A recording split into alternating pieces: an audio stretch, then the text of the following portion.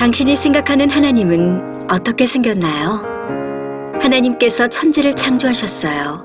인간은 죄인이 되었고 우리들을 위해 아들 예수님을 보내셨죠. 예수님은 우리 죄를 위해 돌아가셨지만 부활하셨어요. 그 예수님을 잘 믿으면 돼요. 난 예수를 믿으니 거짓말해도 구원받을 거야.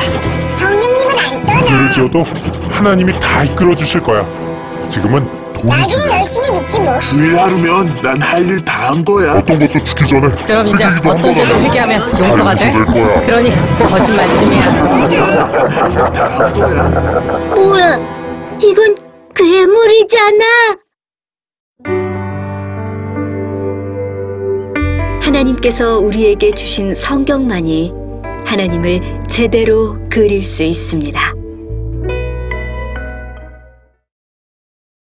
할렐루야. 얼굴 좀 합혀서요. 강사 소개 저도 여러 번 했는데 제 가슴이 설레네. 이거. 직업이 저하고 다른 분이라서 그런지 몰라도 너무 유명한 분이신데요. 제가 두 번 만나 뵈니까요. 그렇게 좋을 수가 없어요. 순수하고 아주 인간적이시고 단순하고. 근데 우리 최수종 하면은 모르는 사람들 없죠? 서울에 있는 잠실에 있는 주님의 교회 집사님으로 섬기고 있다. 그렇게 말씀합니다. 그리고 이 91년도부터 굿네이버스 그 선교단체에 조인해서 방글라데시, 네팔, 캄보디아, 북한 뭐 이렇게 요건 좀 전에는 과테말라 그쪽으로 가시려고 그랬는데요. 섬기고 있다 그러면 정말 바쁘신 분이 아닙니까? 시간이 돈 아니에요. 이분은 찍으면 돈이 되는 거예요. 근데 제가 그 영화 처음에 뭐로 데뷔했냐, 이게 사랑이 꽃피는 나무, 뭐 이걸로 데뷔를 했다 그러는데, 우리 이민사회에서 뺄 수 없는 게 교회인데, 교회 통해서 우리가 위로받고 세임 얻고 이렇게 은혜 생활하고 용기 가지고 살아가는데, 집에 가면은 비디오 안 보고 또 못 견디죠. 영화 봐야 되고 비디오 봐야 되는데, 비디오에 항상 등장하는 분이 최수종, 대조용, 왕건, 뭐 이렇게. 내가 그래서 히트작이 뭐냐 그러니까 끝도 없이 얘기를 하는 거예요. 너무 많다는 거예요. 너무 많다고 그러네. 그래서 오늘 이 신앙적으로 이렇게 보니까 너무 반듯하시고, 이렇게 연예인 생활하시면서 교회를, 하나님을 순수하게 섬기기가 참 어렵거든요. 또 그리고 이런 일을 하기가 보통 잠깐 자기의 인기 관리를 위해서 할 수 있는 건 쉬워도 이렇게 정말 희생하고 헌신하는 것은 어려운데, 이렇게 제가 말씀 들어보니까 정말 이 우리와 이 잡은 다르지만은 정말 하나님 사랑하고 정말 헌신된 분이다, 그런 생각이 했습니다. 여러분, 가슴 펴시고 이 시간에 하나님이 우리 최수종 친선대사를 만나서 어떻게 일하시는가, 또 이루시는 그 축복의 세계를 한번 우리 들어보도록 하겠습니다. 왕건 대조영의 주인공 누구? 다시 한번 누구? 뜨거운 박수로 환영하겠습니다.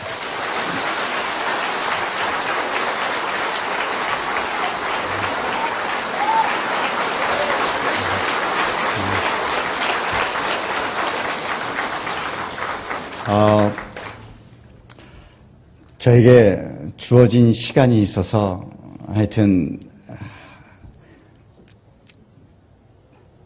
얘기를 하려고는 합니다.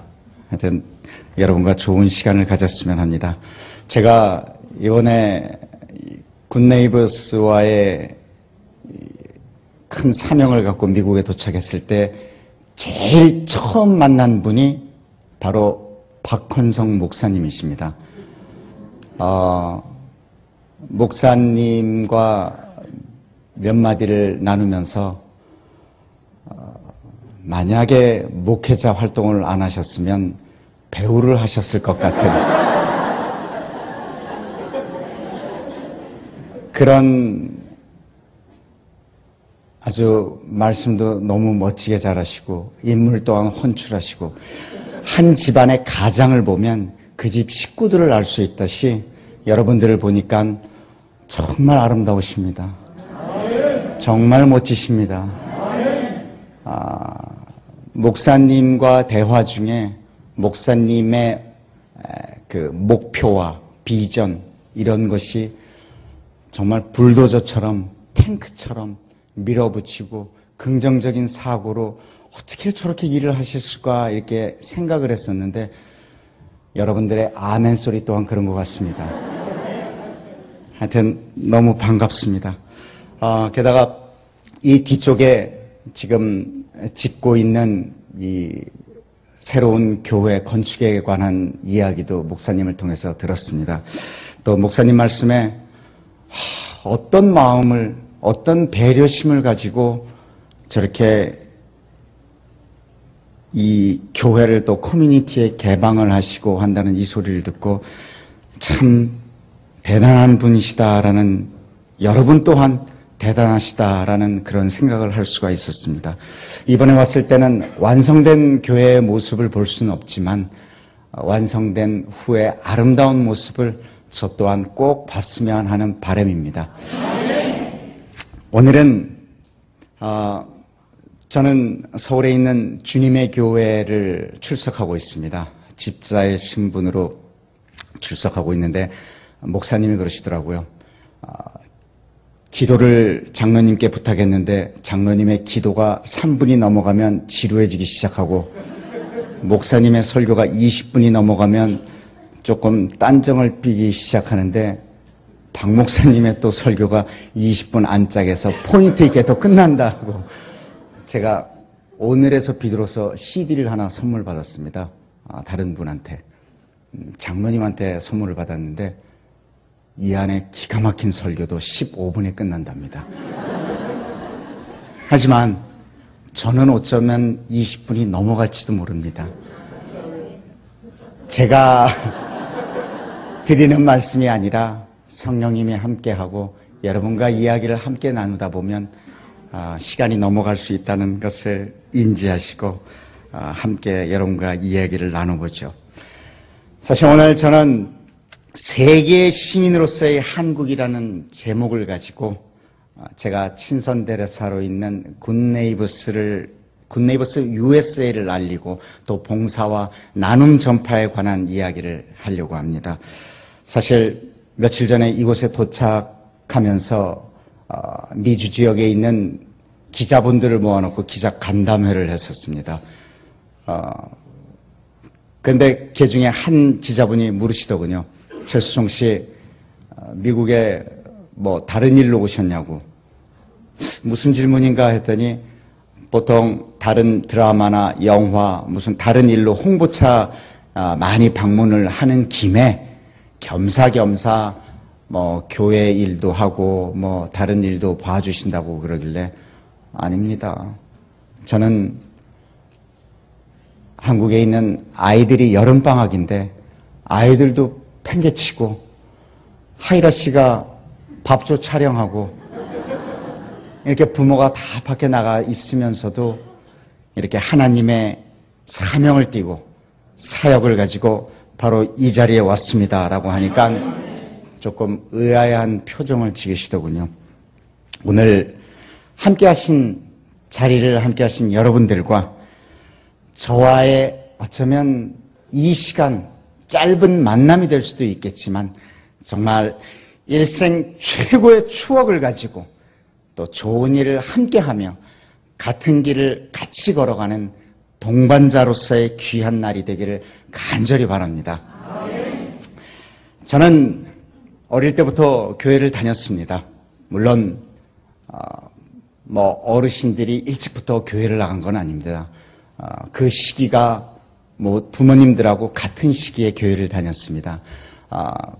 그때가 기억하기로는 아마도 부활절이었던 것 같습니다.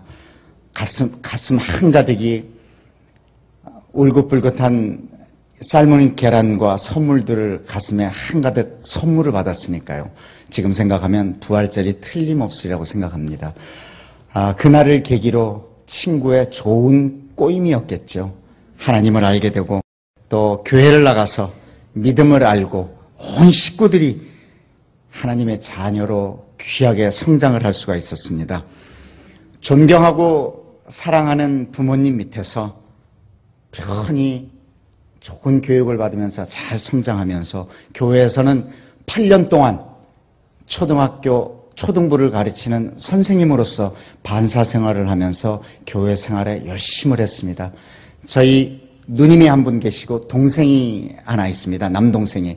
누님은 지금 캐나다에서 캐나다 토론토에서 목회를 하고 계시는 조화문 목사님의 사모님이십니다.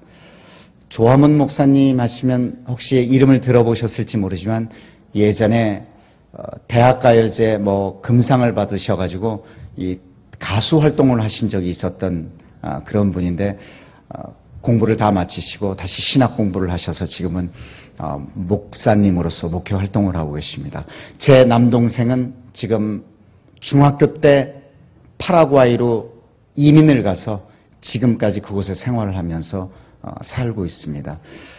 이렇게 삼형제가 모두 초등부 선생님으로서 열심을 하고 가르침을 가르치고 믿음을 가지며 성장을 했었는데 여름 성경학교만 되면 항상 저희들이 그 해 여름 성경학교 아이들에게 가르칠 음악과 율동, 교육을 명동 입구에 있는 영락교회에서 교육을 받습니다.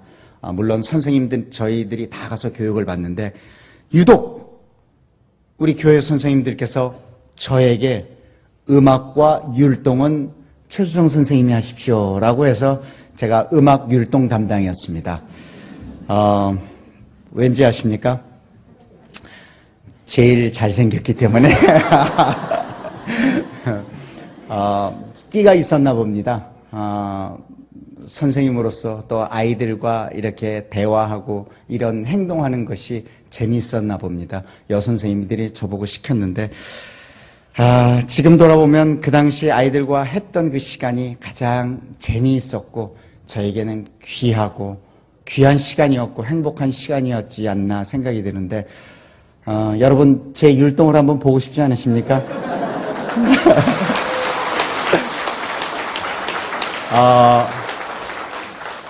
그러면 이 순간은 제가 초등부 반사 선생님이 되고 여러분들은 초등부 3, 4학년 어린이가 되는 겁니다. 혹시 예수님의 사랑 신기하고 놀라워 아십니까? 그 율동 아십니까? 제가 모르시면 간단하게 가르쳐 드리겠습니다. 예수님의 사랑. 예수님은 이렇게 예수님의 사랑. 사랑하기 전에 신기하다는 좀 신기하고 신기하고 놀라워. 요게 반복입니다. 그러니까 예수님의 사랑 신기하고 놀라워 예수님의 사랑 신기하고 놀라워 예수님의 사랑 신기하고 놀라워 오 크신 사랑. 그러니까 하늘은 하늘집니다. 하늘 그보다 높고 바다는 밑에 바다 그보다 깊고 우주 넓게 그보다 넓은 오 크신 사랑.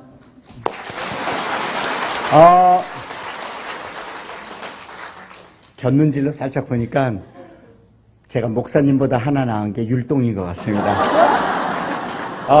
우리 그럼 다 같이 기타 반주에 금방 배우신 예수님의 사랑 신기하고 놀라워. 그 다음에는 오 크신 사랑은 이렇게 하늘은 하늘 찌르고 바다는 밑에 찌르고 우주는 크게 찌르고 오 크신 사랑. 한번 해보겠습니다. 하나 둘 셋 넷. 예수님의 사랑 신기하고 놀라워 예수님의 사랑 신기하고 놀라워 예수님의 사랑 신기하고 놀라워 오 크신 사랑. 하늘 위질고 하늘 그보다 높고 바다 그보다 우주 옆에 우주 그보다 넓은 오 크신 사랑 오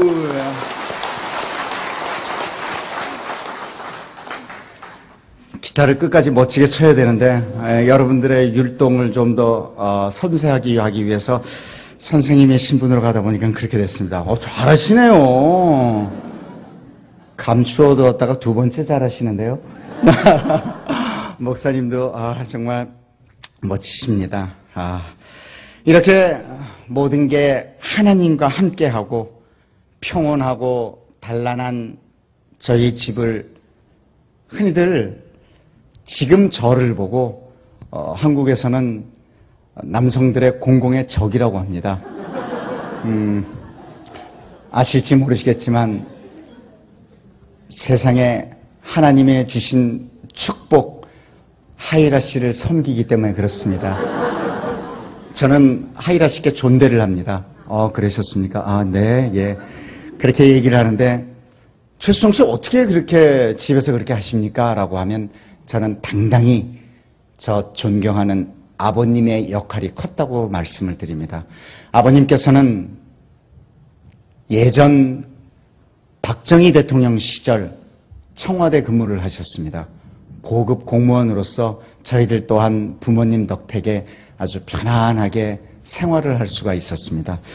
보통 주일날이 되면 아버님께서 어머님과 누님은 쉬세요. 아버님은 부엌으로 아침을 하러 가시고 저희들은 이불을 개고 청소를 하는 게 그 주일날의 일과입니다. 아버님의 그 모습에 참 가정적이시다라는 것을 보고만 살아왔습니다. 제 기억에 언젠가는 학교를 가면서 인사를 드리려 문을 탁 여는 순간 아버님 팔에 어머님이 폭 안기셔가지고 아버님께서 하시는 그의 모습이 참 지금도 가슴 속에 나도 나중에 크면 우리 아버님 같은 저런 가정에 충실하고 부인에게 사랑을 줄 수 있는 그런 가정이 돼야겠다라는 중학교 때 그런 생각을 하고 컸습니다. 아버님께서 청와대를 나오시고 동료 친구분들과 같이 사업을 하시러 파라과이로 가셨습니다. 파라과이 가서서 큰 사업을 하셨는데 초창기에는 너무 잘 되셨습니다. 그래서 온 식구들이 이곳에서 와서 살면서 같이 공부를 하고 그랬으면 좋겠다고 해서 식구들이 다 이민을 가게 되겠습니다. 파라과이로. 어머님, 동생 모두 다 가는데 그 당시 누님이 고등학교 3학년이었습니다. 대입을 바로 앞둔 누님의 처지에 저는 고등학교 1학년이었는데 저 또한 그냥 이곳에서 좀 더 공부를 하고 나중에 가겠습니다라고 하고 식구들이 다 이민을 떠났습니다. 어머님께서는 파라과이를 왔다 갔다 하시면서 저희를 돌보시고 또 아버님이 계시는 동생과 아버님이 계시는 파라과이에서 왔다 갔다 생활을 하셨습니다. 그 당시에는 파라과이를 한번 가려면 비행기를 타고 3박 4일이 걸렸는데 요즘은 그렇게 안 걸리겠죠. 직행 브라질, 남미로 가는 그런 비행기들이 많이 있어서 요즘은 안 그렇겠습니다만 정말 어머님의 그 모습이 힘들고 어떤 때는 가엾기까지 했습니다. 그러던 중 사업이 물론 잘 될 때도 있고 못 될 때도 있고 하는데 어려운 시기에도 불구하고 아버님께서 저에게 미국으로 유학을 갈 기회를 주셨습니다. 그래서 저는 콜로라도 덴버에서 유학 생활을 시작했습니다. 그 당시 누님 또한 결혼을 하셨고요. 물론 지금 캐나다 토론토에서 목회를 하고 계시는 조하몬 목사님과 말이죠. 사실 아버님의 사업이 그렇게 번창하고 하던 때가 아니라 그냥 연면하는 그런 생활 속에 저를 유학을 보내주신 거에 너무 감사를 해서 항상 저희 식구들은 믿음과 하나님의 사랑 속에서 살고 있다고 믿었습니다. 제 책상 위에는 마가복음 9장 23절 할 수 있거든이 무슨 말이냐, 믿는 자에게는 능치 못함이 없느니라는 글귀가 책상 앞에는 딱 적혀 있어서 나의 믿음대로 할 수 있다는 생각을 가지고 열심히 공부를 하고 있었습니다. 그러던 중 아버님이 사기를 당하시고 사업을 실패하셔서 결국 아픔으로 돌아가시게 됐습니다. 그 당시에 아버님의 연세가 60세였습니다. 저는 모든 걸 포기하고 그 콜로라도 덴버에 책가지와 옷 모든 것을 놔두고 이 몸뚱이 하나 그리고 선배에게 겨우 차비 그 당시 60만 원 돈 했던 비행기 티켓을 하나 꿔서 한국으로 돌아야만 했습니다. 어머님 또한 동생을 파라과이에 남겨두고 한국으로 돌아왔습니다. 그때는 정말 세상이 미웠습니다. 모든 게 다 싫었습니다. 왜 그렇게 부모님이 미운지 정말 혼자서 욕도 많이 했습니다. 이렇게 책임지지도 못하는 자식들을 낳아주셔가지고 뭐 했다고 이렇게 돌아가시고 그러시냐고. 참, 지금 생각하면 참 바보 같은 짓이었고, 가장 욕을 많이 했던, 많이 들었던 분이 계십니다. 바로 하나님입니다. 당신 말이죠, 그렇게 믿음과 사랑으로 지켜주시고 안 되는 일도 되게 해주시고 모든 저희 가정이 믿는 것은 오로지 하나님의 사랑으로 하나님의 믿음으로 여기까지 오고 지금까지 생활을 했는데 이게 뭡니까? 정말 한심합니다. 정말 밉습니다. 라고 하면서 방탕의 생활을 하기 시작했습니다. 오갈 데도 없고 집도 없고 아무것도 없습니다. 어머님은 친구 집에 하루, 저 친구 집에 하루 전전하기 바쁘셨습니다. 왜 아버님이 살아계시고 물질적으로 편할 때는 그렇게 친척들도 많고 찾아오는 사람들, 손님들도 많더니 아버님 돌아가시고 나니까 아무들도 찾는 사람도 없고 누구 안부 전하는 사람도 없더라고요. 그래서 어머님 이 집 저 집 돌아다니면서 마음의 병을 얻으셨고 그께는 서서 걸어 다니지도 못할 그런 사정까지 놓였습니다. 참 미웠습니다. 참 힘들었습니다. 정말 괴로웠습니다. 세상에 그 당시가 80년도, 86년도 후반에 제가 한국으로 돌아왔는데 86년도에 여러분 밥 한 끼를 못 먹었다 그러면은 그거 지금 이해가 가십니까? 먹을 것이 없어서 굶주리고 있었다면 이해가 가십니까? 잘 곳이 없어서 허구한 날 길거리에서 잠을 자다가 하루는 반포 고속터미널 건너편에 벤치들이 이렇게 있는데 그곳에서 잠을 청하고 있는데 어떤 분이 저에게 신문지를 한 장 이렇게 던져주시면서 에이, 이거 덮고 자. 새벽에 따뜻할 거야. 라고 가시더라고요. 이렇게 눈을 떠서 보니까 저보다 훨씬 더 남루하고 훨씬 더 마르고 훨씬 더 없어 보이는 사람이 무슨 마음의 여유를 갖고 내게 새벽에 자면 힘드니까 이거 덮고 자면 따뜻하다는 말을 건네면서 이럴까? 아, 사람이 왜 그럴까? 자기가 덮고 자지. 라고 하면서 무의식 중에 기도가 나왔습니다. 하나님, 저 사람이 어떤 사람입니까? 나보다 훨씬 더 못한 것 같은데 왜 어떤 마음에 저렇게 이렇게 저를 배려해 주면서 신문지를 던져줍니까? 혹시나 지금 제 이 모습이 지금은 누구를 뭘 못하지만 혹시 돈을 번다는 기회가 생긴다면 나보다 못한 사람들을 위해 도울 수 있는 기회를 주십시오.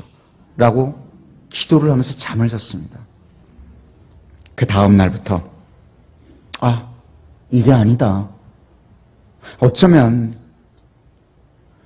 하나님이 너 이렇게 살면 안 된다는 그런 무언가를 보여주셨는지도 모른다 라고 생각을 해서 다시 하나님을 찾게 되고 하나님께 기도하며 열심히 일을 하기 시작했습니다. 왜냐하면 파라과이에 혼자 남아있는 동생에게 생활비와 학비를 보내고 이 집 저 집 오늘도 돌아다니시는 어머님과의 조그만 방 한 칸이라도 마련하기 위해서 정말 안 해본 일이 없습니다. 물론 생기기는 곱상하게 생겼습니다만 서울에 있는 용산구청을 제가 지었다고 얘기합니다. 제가 설계자냐고요? 제가 건축가냐고요? 아니요. 그거 지을 때 막노동 벽돌 날랐습니다. 정말 베라 벨리를 다 했습니다. 열거할 수 없습니다. 이거 열거하면 해집니다, 오늘. 그러던 와중에 고등학교 3학년 여학생 하나를 과외를 시켜줄 수 있느냐고 어떤 분의 이 부탁이 들어왔습니다. 그 당시는 과외를 할 수 없는 법으로 금지되어 있었습니다. 그래서 흔히들 저희들 사이에서는 몰래바이트라고 하죠. 그래서 밤에 아파트에 이렇게 숨어 있다가 9시, 10시가 넘으면 주위에 누가 있나 보고 그 아파트 들어가서 아이를 가르치는 기회가 생겼습니다. 그 아이를 공부를 가르치고 그 아버님과 이 얘기, 저 얘기 하고 있다가 저의 사정 얘기를 들으시고 그 아버님이 누구시냐면 그 당시 KBS 방송국 예능국 국장님이셨습니다. 그분이 제게 배우 한번 해볼래? 라고 말씀을 하시더군요. 물론 잘생겼기 때문에 그래. 저의 사정을 보시고 배우 한번 해보겠냐고 해서 제 대답이 돈 줍니까? 라고 했습니다. 그거 하면 돈 줍니까? 돈뿐입니까? 다 줍니다. 하겠습니다. 무엇이든지 하겠습니다. 라고 했는데 첫 드라마가 사랑이 꽃피는 나무였습니다. 저는 그 드라마를 시작하자마자 배우가 뭔지도 모르던 사람이 시작하자마자 2달 만에 눈을 떠보니 청소년들이 제가 지나가면 으악 하고 소리를 지르고 난리가 났습니다.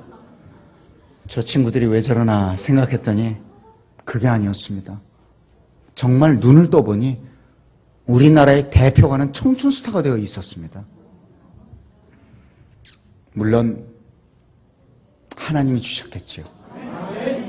사랑이 꽃피는 나무를 하면서 젊은 엔진 MC도 보고 밤을 잊은 그대에게 DJ도 보고 영화도 찍으면서 혼자 정신없이 일만 했습니다.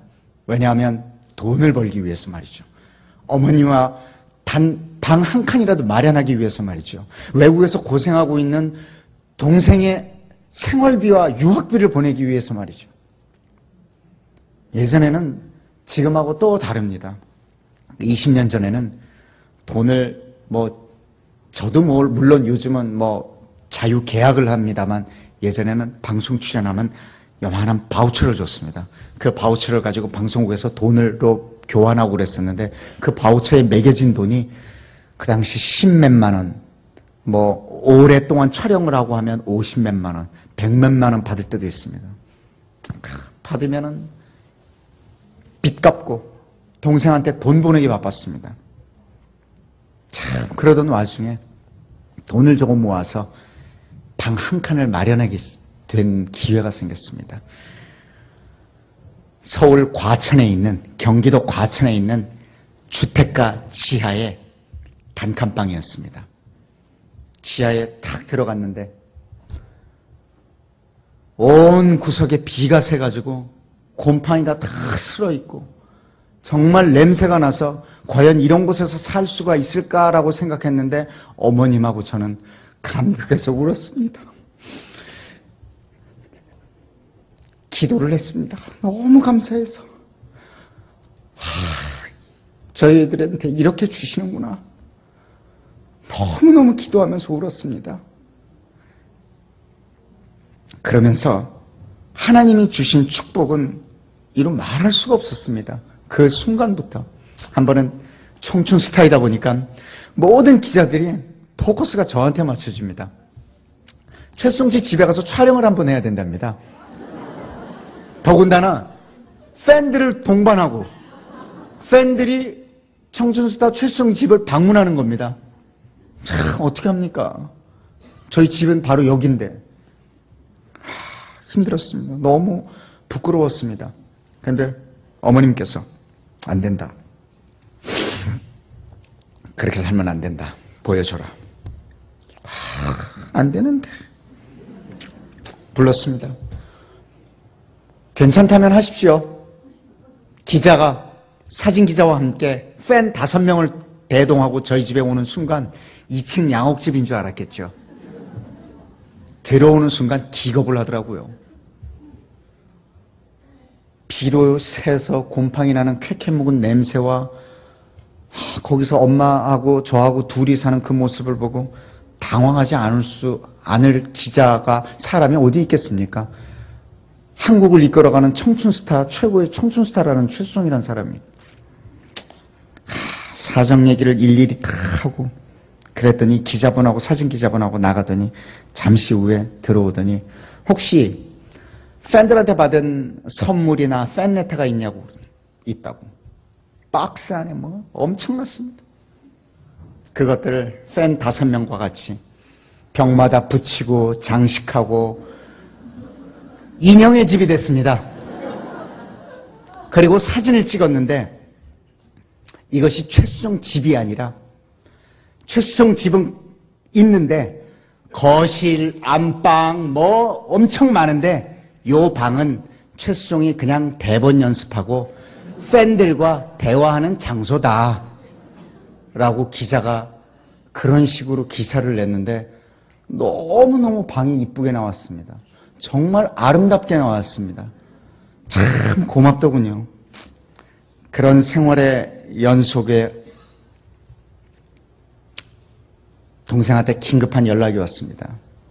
맨날 며칠까지 갑자기 400만 원이 필요합니다. 이 돈을 이따까지 안 갚으면 안 됩니다. 생활비인데 기가 막혔습니다.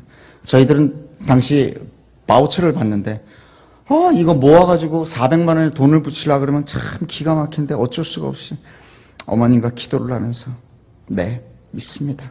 라는 생활을 하던 중에 어떤 영화 감독님이 이름을 밝혀도 되겠죠. 남기남 감독님이라고 그분이 저희 그 집을 지하 그 단칸방 집을 요만한 보자기를 하나 들고 찾아오셨습니다. 탁 내려놓으시면서 현찰 600만 원입니다. 영화 한번 찍읍시다.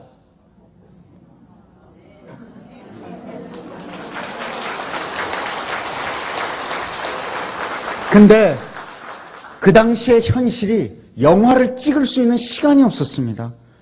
드라마 찍어야죠. 찍으면 밤에 라디오 DJ 하러 가야 되죠. 중간에 시간 그 젊음의 행진 그 청소년 상대 MC 봐야 되죠. 뭐 이것저것 해야 할 일이 너무도 많아서 시간이 없었습니다. 근데 감독님 왈 최수종 씨 4번만 찍어주면 됩니다.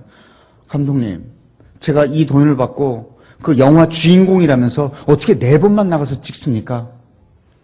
제목이 일지매였습니다. 얼굴 4번만 보여주고 나머지 다 복면 쓰고 하면 됩니다. 복면은 스턴트맨이 싸우고 격투하는 거는 다 그 사람이 찍고 정말 위급한 상황에 복면을 싹 벗고 정말 위급한 상황을 보는 순간 있다가 싹 없어지면 그분이 복면 쓰고 나옵니다. 저는 갑니다. 4번 찍었습니다.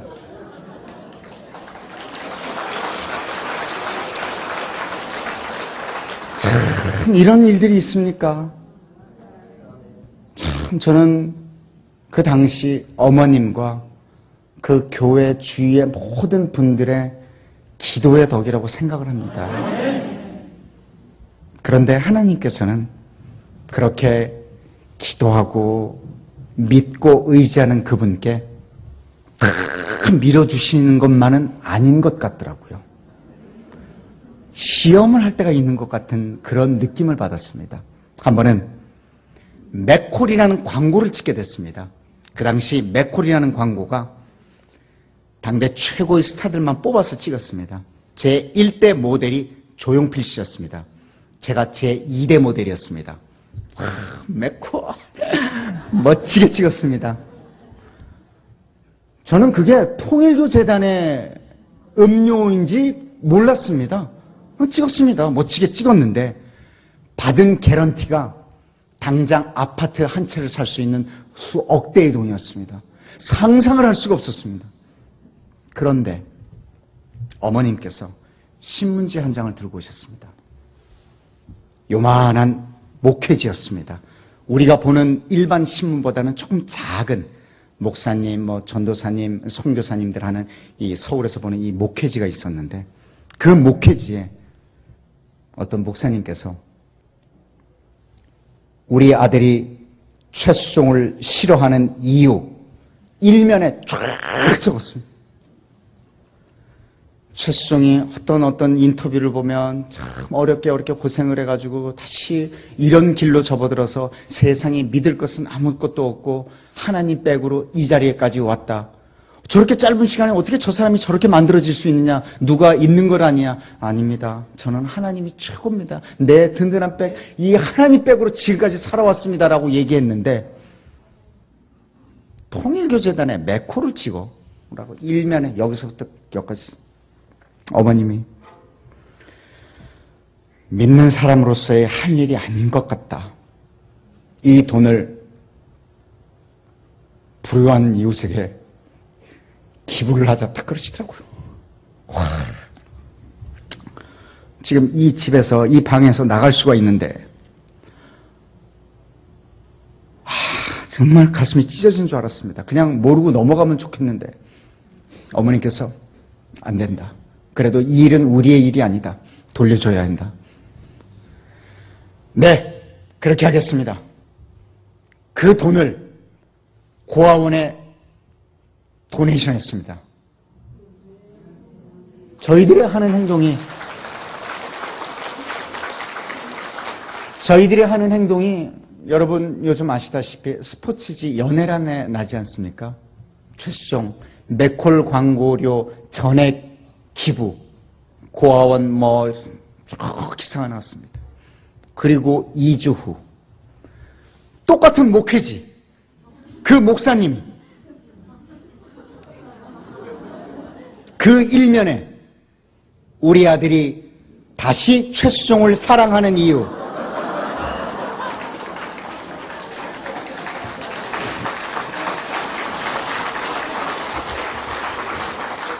일면을 꽉 채우셨습니다. 그러면 그렇지. 그럴 줄 알았다. 역시 최수종 씨는 저 통일교재단에 있는 돈들을 다 모아서 이래서 우리 믿는 사람들에게 다 나눠주는구나. 바로 저런 사람이다. 라고 글을 주리장창 쓰셨습니다. 요즘은 제가 세계로 방글라데시나 네팔이나 캄보디아로 평양으로 그리고 국내 학대받는 어린이들을 위해 그리고 무위탁 노인들을 위해 독거 노인들을 위해 열심히 봉사하는데 요즘 기사를 안 쓰시는데 이렇게 봉사와 나눔의 생활을 열심히 하면서 하이라 씨를 만났습니다. 하이라 씨와 결혼을 하게 되고 정말 예쁩니다.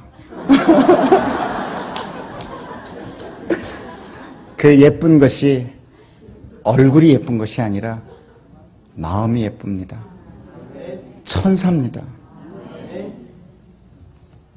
제가 하이라 씨한테 잘하는 이유들이 이제 나옵니다. 하이라 씨가 지금까지 5번 유산을 했습니다. 2아이를 낳았습니다. 그 유산을 할 때마다 그 아이를 저 배에서 이 자연 유산되는 걸 뭐라 그러던데 뭐라 그럽니다. 예. 그러는데 그 아이를 떼낼 때마다 정말 고통스러웠습니다. 하나님께서 인간들에게 달란트를 주실 때 여자들에게는 애 낳는 고통을 주시고 남자들한테는 평생 일하는 고통을 주셨습니다. 남자들이 일하는 게 얼마나 힘이 듭니까? 평생을 자기 자식들을, 자기 부양가족을 먹이게 살리기 위해서 아침부터 늦게까지 일을 하고 그 고통을 주셨는데 여자들에겐 애 낳는 고통, 얼마나 힘들면 이거에 비유를 해서 애 낳는 고통에 비유를 했겠습니까? 그런데 요즘 여성분들이 애만 낳습니까? 사회적 활동을 너무도 하시지 않습니까? 교회에 나와서 이렇게 봉사하시죠. 성가대 봉사하시죠. 이렇게 연주하시죠. 사회에 나가서 어떤 공인으로서 일들을 하시죠. 며느리로서, 딸로서, 그리고 뭐 부인으로서, 엄마로서 1인 다역 하시지 않습니까? 그래서 남자들이 잘해야 됩니다.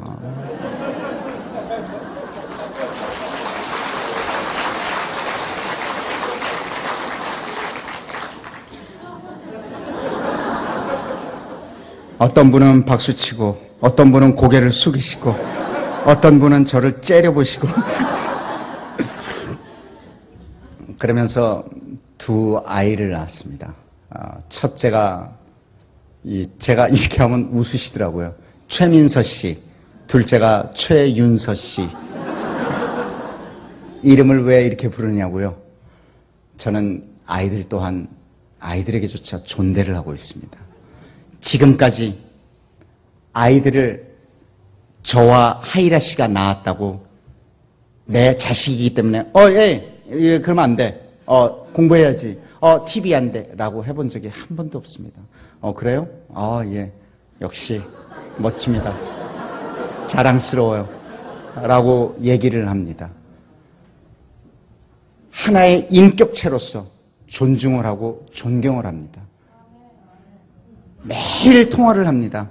미국에 와서도 통화를 하는데 정말 미안합니다.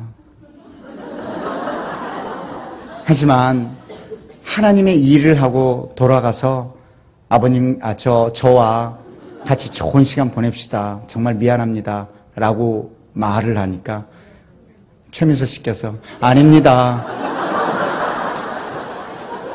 걱정 마십시오. 아빠가 없는 동안 책임지면서 아빠의 저를 믿는 것처럼 잘하고 있겠습니다. 너무 자랑스럽습니다. 고맙습니다. 그렇게 생활을 하고 있습니다. 그런데 그 첫째 최민서 씨가 태어날 때 같은 병실에 들어갔는데 저희 아이는 건강한 모습으로 태어났고 한 아이는 중환자실로 들어가는 것을 눈으로 목격을 했습니다. 그 순간 결혼을 하면 누구나 다 쉽게 아기를 낳고 그냥 자연스럽게 하나님이 주신 이런 것이구나라는 것이 아니라는 걸 알았습니다. 세상에는 불임 환자도 너무너무 많고 애를 갖기 위해서 노력하는 사람도 많고 이 자식을 낳는다는 것이 그렇게 쉽게 되는 것만은 아니라는 걸 알았습니다. 하이라 씨, 우리 이러면 안 되겠습니다. 우리 감사의 이 보답을 비록 많은 유산은 했지만 우리의 이 감사를 어린이에게 돌립시다. 라고 하면서 그때부터 심장병 어린이와 정말 불우한 어린이들에게 봉사하고 나눔의 길로 접어들었습니다. 그때 굿네이버스를 만나게 됐습니다.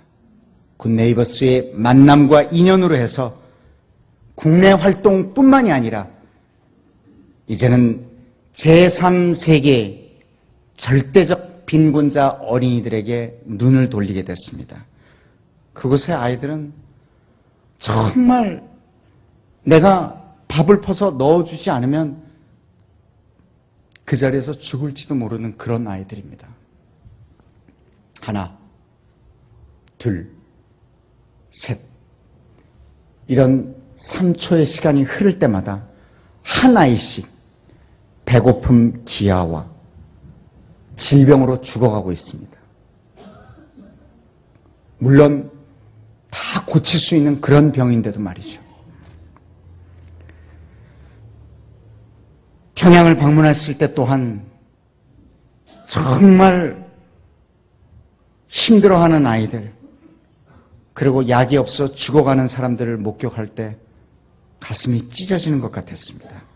그래서 저는 제가 시간만 허락이 된다면, 아니 시간을 쪼개서라도 늘 굿네이버스를 통해서 사람들을 만나고 또 이렇게 미국까지 와서 이 나성 열린문 교회의 여러분들과 같이 이야기를 하는 시간을 가지지 않았나 생각이 듭니다.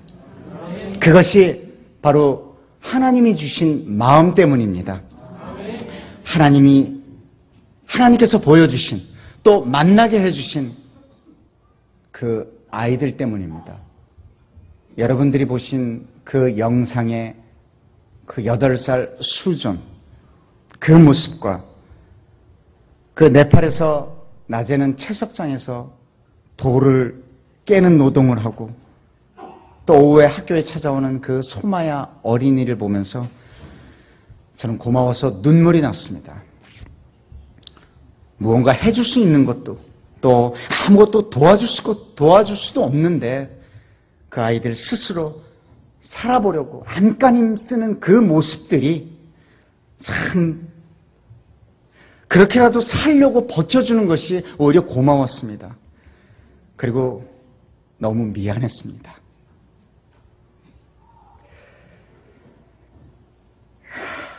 이 아이들이 계속 학교를 다닐 수 있다면, 또 계속 밥을 먹을 수만 있다면 저는 무엇이든지 해야겠다는 마음을 먹었습니다. 그것이 바로 하나님께서 주신 소중한 마음입니다. 저는 그 하나님께서 주신 그 마음을 여러분과 함께 하고 싶습니다. 우리의 작은 사랑의 실천이 세상을 변화시키고 또 그 아이들에게 꿈과 희망을 키울 수 있게 해준다고 믿습니다. 여러분들의 사랑과 격려와 힘이 필요합니다. 주어진 시간 안에 저의 얘기를 간략하게 설명을 하자니 이 길까지 왔습니다. 다시 한번 주일날 주일 예배를 보고 이 귀중한 3시 반 예배 시간에 이 큰 제단에 저를 올려주시고 또 허락해 주시고 배려해 주신 우리 목사님과 또 성도님 여러분께 감사의 말씀을 다시 전합니다. 다시 한번 목사님의 그 모습에 또 그 마음에 오히려 제가 반했습니다. 제가 팬이 됐습니다. 언제 한번 기회를 주신다면 교회가 우뚝 솟는 날, 우뚝 서 있는 날 한번 여러분들 얼굴을 다시 뵙고 싶습니다. 여러분들의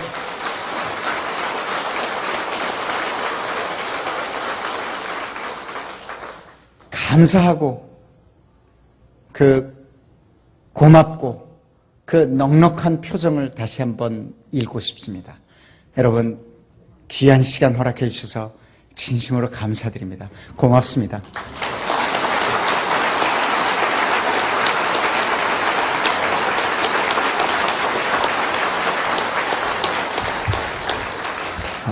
이제는 이삭 영상을 감상하시겠습니다.